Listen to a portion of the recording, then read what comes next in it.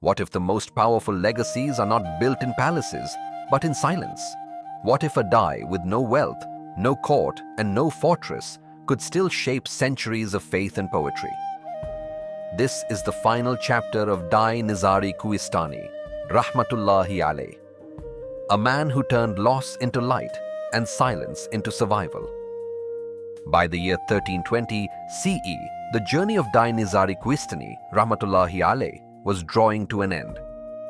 He returned to his birthplace in Birjand, far from the courts of power, far from the protection of fortresses that once stood in Quhistan. He lived in poverty, on his own small property, writing verses that still carried the fire of devotion.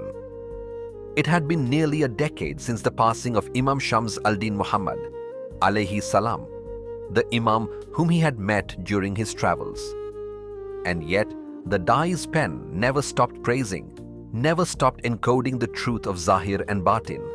His final works carried the same courage and loyalty that had marked his entire life. Like the great poet Sanai before him, Nizari Rahmatullahi Alaih turned away from court poetry. He had tasted the praise of rulers and the bitterness of exile.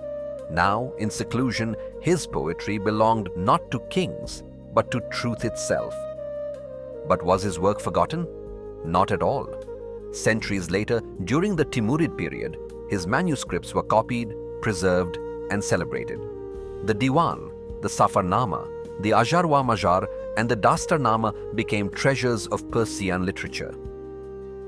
Even the great Hafiz echoes themes found in his verses.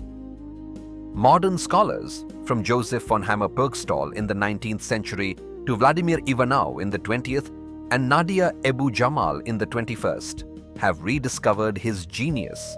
They remind us that Nizari Rahmatullahi Alaih was not only the most prolific Ismaili poet after Nasir Khusro, but also a spiritual bridge, carrying the Ismaili tradition across the ruins of alamut into the future. And so, what is his true legacy? It is the proof that the Ismaili Dawah survived, hidden in verses, disguised in Sufi forms, yet alive for the Jamaat. It is the courage to speak for justice, even when it cost him his position at court. It is the reminder that the Imam's light shines, even in the darkest times. Today, Dai Nizari Quhistani, Rahmatullahi Alaih, remains not just a poet of the 13th century, but a witness for us all. His life whispers, faith may be silenced, but it can never be erased.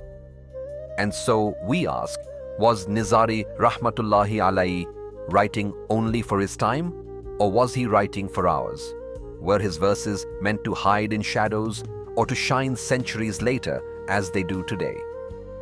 Perhaps the real legacy of a Dai is not measured by how he lived, but by how he is remembered.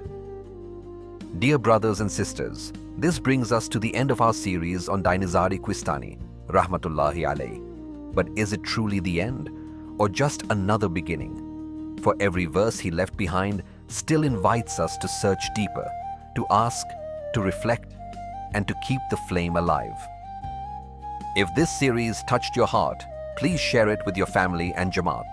Subscribe to our channel to continue exploring the treasures of Ismaili history, and tell us in the comments what inspired you most from the life of Dai Nizari Quhistani, Rahmatullahi Alaih. May his words continue to echo in our hearts, guiding us from Zahir to Batin, from shadows to light. Ya Ali Madad.